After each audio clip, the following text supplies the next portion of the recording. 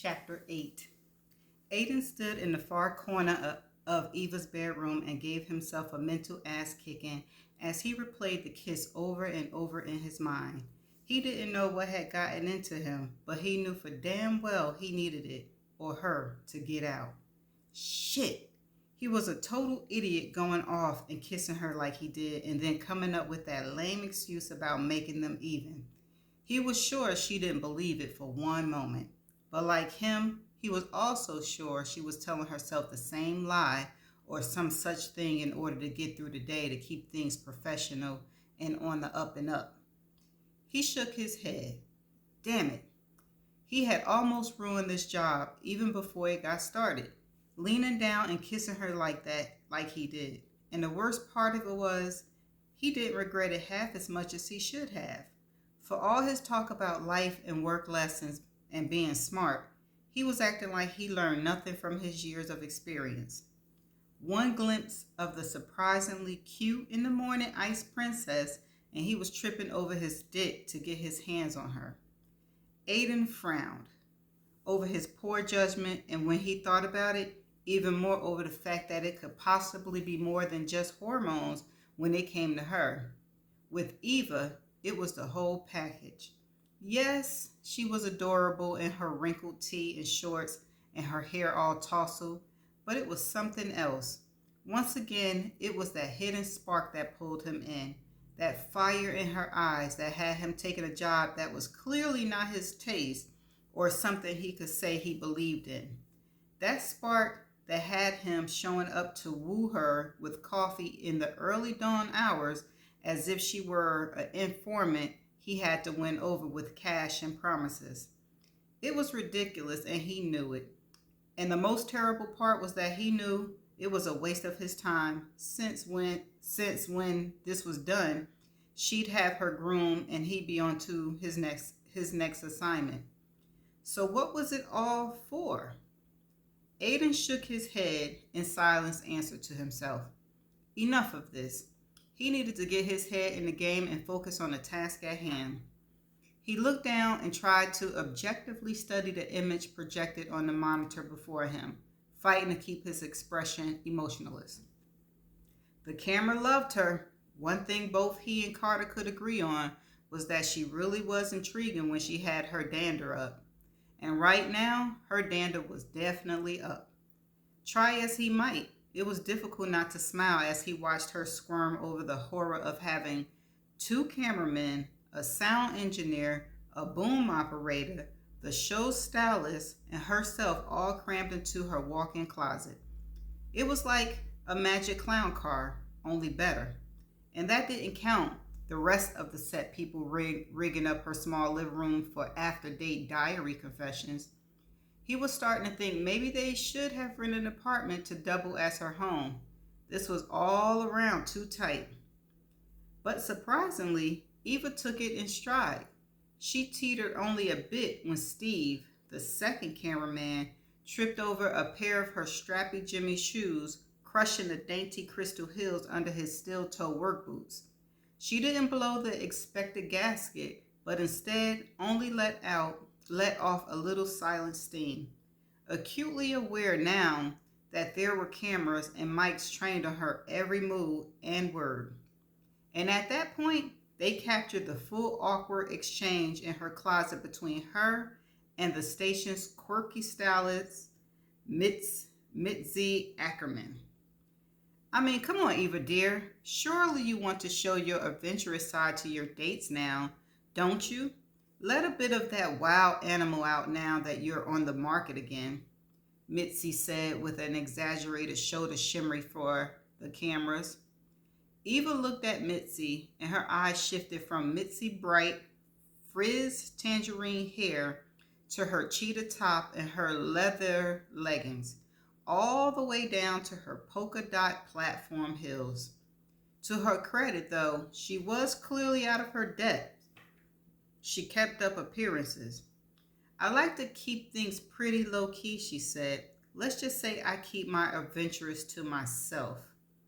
There was an awkward pause, and her eyes went wide as she realized how what she just said might be construed and Aiden could see the embarrassment bloom under her golden hued skin. Mitzi gave a chuckle and then nudged and a wink. I'll be the judge of that. Now let's go through this closet. It was 40 minutes later, and poor Mitzi was at a loss. She looked to the cameras and gave a weak grin. Aiden stood back. He suspected it was not often that Mitzi was lost for words. Really, I don't know how a person can have 30 matching twin sets in her wardrobes. It's inconceivable. And silk. That much silk? Your dry cleaning bill must be astronomical. Astronomical. She pulled out her phone and seemed to hit speed dial. As she put the phone to her ear, she reached out and lightly touched Eva's pearl. Charming. Pearls on a Saturday. You are original. Luckily, Eva Ray's brow was caught on camera, and the simmering anger seemed to leap through the lenses and grab him. Mitzi's voice rang throughout the bedroom. Hello, Carlo. Yes, darling. This is an emergency. Size 6, bring it all. We're talking type A to the max. She swiped her phone and let out a dramatic sigh. Not to worry, she announced to the room as a whole. I have some things coming from the office. We'll get you going with hair and makeup and you'll be fine. Eva's eyes went wide. Hair and makeup? Just how much hair and makeup? I thought this was supposed to be me going on dates, not some fancy smile of me. I'm not going to be getting done up like bachelorette contestants and trespassing out of a car in an updo and an old prom dress. She stormed out the closet as Aiden moved forward, but Louisa, the segment assistant director, got to her first, and Aiden stepped back. It was for the best. He had screwed up enough for one morning. It was better to let Lou take the lead here, so he hung back and observed Louisa's no-nonsense style. One of the few women on the shoot, Lou wore multi-pocketed cargo pants, which no doubt held one of anything and everything that might be needed, and a simple black tank top.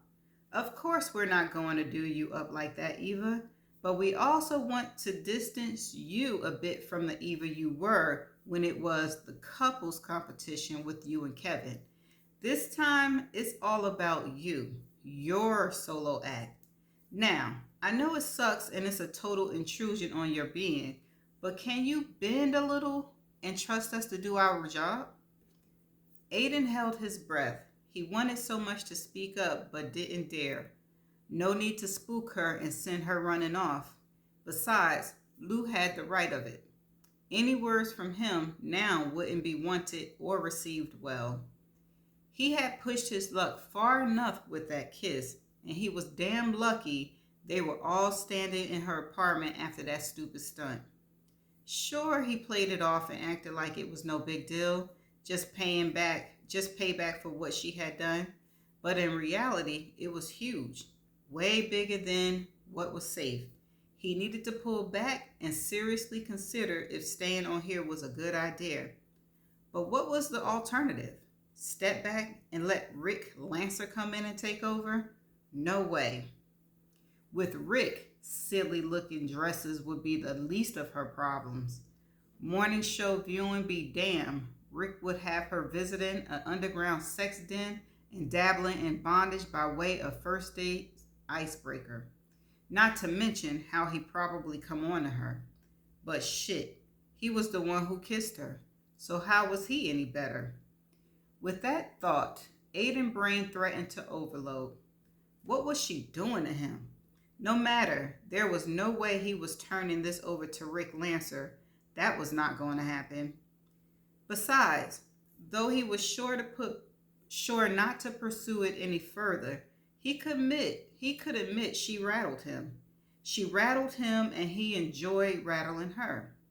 That kiss she had planted on him after her meltdown was hard to shake, just as it was hard to shake how ridiculously alluring she was when knocked a little off her game. It was a turn on. and it had been way too long since he had been that turned on by any woman. For so long, he'd been out with what could only be considered cookie cutter model, outdoorsy, adventurous types. But this seemingly straight laced city girl had him on his toes. He liked seeing her a little off guard, slightly disheveled and not her usual perfect self. He loved it when her hair was down and not in that tight twist thing she preferred. And he could admit she was super hot when she was in a bit of a temper and had a blush of color flaring on her cheeks. "We'll start with cutting your hair," Mitzi declared. "No," Aiden said. "No," Eva echoed, but stopped short and looked at Aiden wide-eyed. The three women stared at him, and Aiden realized he'd spoken out loud, and probably a little more forcefully than he should have. He coughed, then turned to Mitzi. "You'll do the makeover, but nothing too drastic. Social media is telling us that the public like Eva as she is, so don't waver too far from her current image. Make the changes minimal and subliminal." He turned and stared at Eva, giving her what he hoped was a critical eye. It was hard to keep his composure and not crack a smile, because the look she gave him back was full of challenge and sass, and it took all his strength not to give some of that challenge right back. That, or lean back and kiss those sweet pouty lips again. Damn, what was it about this woman? Why did she distract him so? Aiden let out a breath and began to speak over his shoulder, directing his words to Mitzi and Louisa, knowing all the while that it would send Eva into a further state. No matter, she was the talent, and it was high time both of them learned it. A few highlights, maybe some curls now and again. His gaze went south to her tailored trouser, and he shook his head. "Some decent jeans, please, and some heels. Guys love that on dates, plus flirty skirts."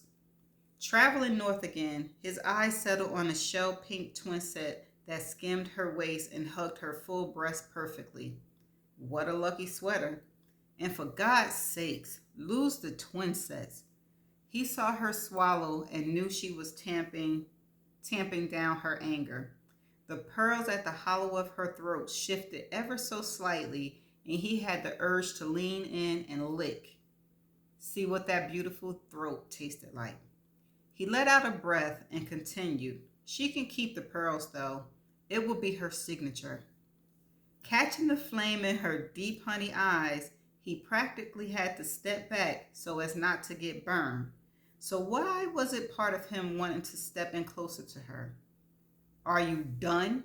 Eva's sharp tone snapped him back to awareness. He looked her over quickly, though it was more of a chance to get his response in line. "I think I am. Thank you, Miss Ward." The look she gave him was as frosty as a snow cone and as beautiful as anything he ever seen. But it was enough. She was dangerous, and his reaction to her had to stop. He was there for a job and nothing more. Eva Ward was his subject, and in a little more than a handful of weeks, he'd see her married on air, and then his obligation to his father would be fulfilled. After that, hopefully the old man would be once again off his back, and he'd be free, back out on the road and able to live his life and work as he chose. Okay, so that's the end of chapter 8. If I decided to keep reading this book, I'm not going to give commentary. I'm just going to keep going until there's something to talk about. So until my next chapter, which is 9, I shall see you later. Bye.